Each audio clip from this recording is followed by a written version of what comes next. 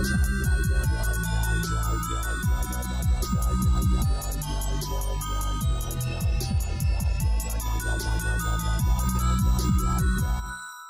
up everybody, my name's Jimmy and welcome to Mindsculpting MtG, and today we're going to go over my top 10 favorite cards that I am most excited about from Rivals of Ixalan. Before we get started, don't forget to smash that like button. Also, subscribe so you don't miss anything from Mindsculpting MtG. Rivals of Ixalan is here, and with it came some much needed tribal synergies that we've all been craving.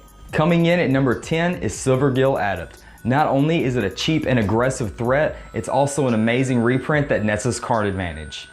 As long as you have a merfolk in hand, it's always going to cost 2, otherwise you might have to pay that extra 3 mana. I wouldn't say that this is the card that pushes merfolk over the edge, but it definitely helps. Coming in at number 9 is Marcher Esperan. This flexible 1-drop can fit into not only vampire tribal strategies, but can also fit into other white aggressive strategies as well. Marcher Esperan features a new mechanic called Ascend as well. As long as you control 10 permanents, you have the city's blessing.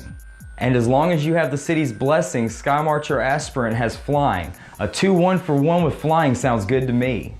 Sticking with the trend of cheap aggressive tribal creatures, coming in at number 8 is Daring Buccaneer.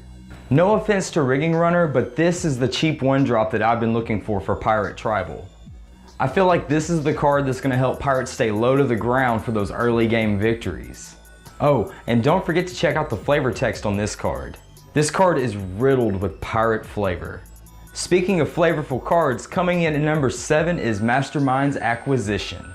On the art for this card, we can see Tezzeret stealing the Immortal Sun, most likely for Bolas's ultimate gain. And what we do know is that Azure is on this plane, who used to be a planeswalker, and he supposedly has imbued his spark into the Immortal Sun, which is what gives it its ultimate power.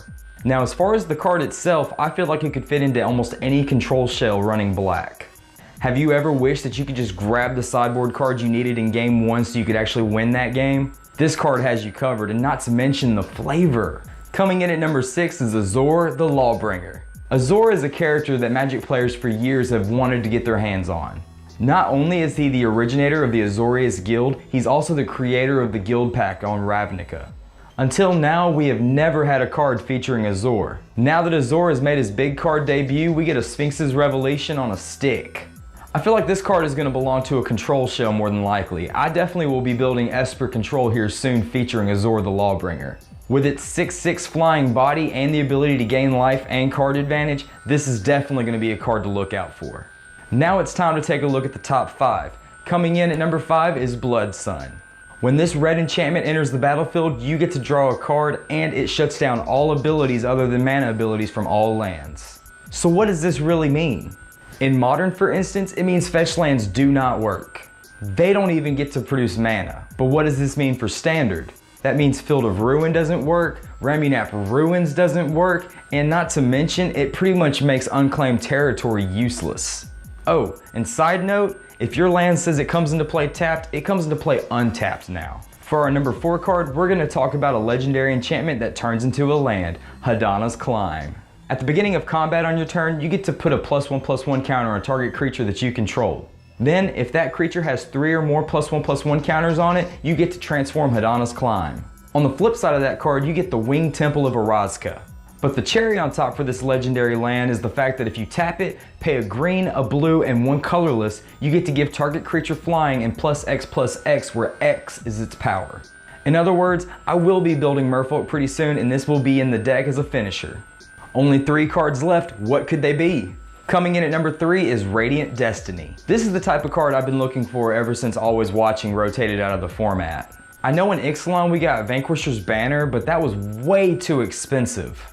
We definitely needed a much cheaper Anthem effect to actually make our tribal synergies work. Plus, not to mention in white, Ascending is going to be very easy, especially with Oketra's Monument still in the format and also all the different vampire builds. Coming in at number 2 is Zakama Primal Calamity. It's a 3-headed dinosaur, for crying out loud. This 9/9 dinosaur comes stacked with features. It has targeted removal, it can get rid of enchantments and artifacts, or it can also gain you 3 life, all in the same turn as long as you cast it from your hand. Not to mention it has Vigilance, Reach, and Trample. This thing is huge and absurd, and I cannot wait to slam this on the board. So what could be my number one spot for this list? Ixalan block is all about tribal synergies, and I feel like there was definitely one thing missing from Ixalan. You can't have a tribal block without lords, and we got 2-drop lords. Sure, there's only 2 of them, but merfolk and vampires needed it. I especially love Merfolk Mistbinder. I cannot wait to slam this down on turn 2 after a turn 1 Kumena speaker.